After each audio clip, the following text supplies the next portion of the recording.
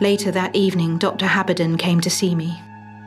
He shook his head with an air puzzled and incredulous and seemed to reflect for a few minutes.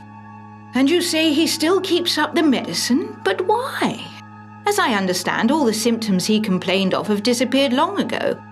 Why should he go on taking the stuff when he is quite well? And by the by, where did he get it made up?" "At Sace's. I never send anyone there. The old man is getting careless. Suppose you come with me to the chemist's. I should like to have some talk with him."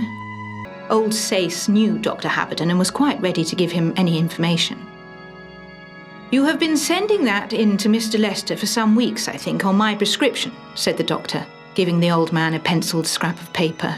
The chemist gave him a glass bottle. He took out the stopper and smelt the contents and looked strangely at the old man. "Dr. Haberden," I said, when we had walked a little way. "Yes," he said, looking at me gloomily enough.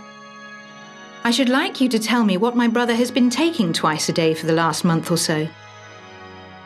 "Frankly, Miss Lester, I don't know." There was an unutterable horror shining in his eyes. "I have seen that man," he began in a dry whisper, and he covered his face with his hands as if to shut out the sight of something before him. "I can do nothing in this house," he said. "Goodbye." In spite of what Dr. Haberden had said, I went to him. With tears streaming down my cheeks, I told him all that had happened, and he listened to me with a face set hard and grim. "I have brought you this packet. It contains the report of Dr. Chambers on what I submitted to him." I saw the doctor's face white under the gas lamps, and when we reached the house, his hand was shaking. We did not hesitate, but went upstairs directly.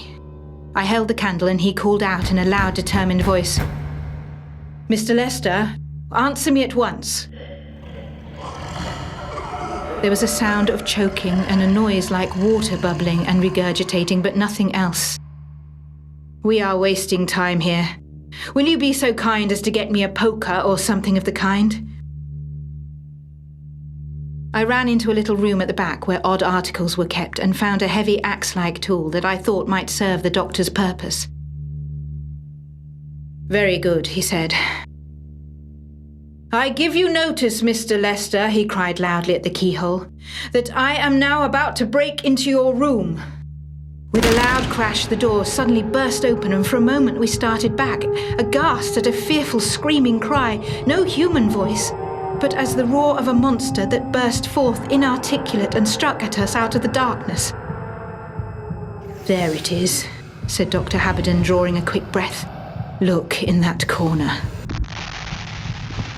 The doctor took a step forward, raised the iron bar and struck at the burning points.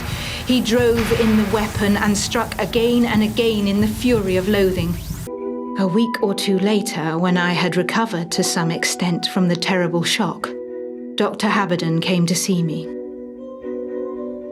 "Your brother confessed all to me on that morning when I saw him in his room.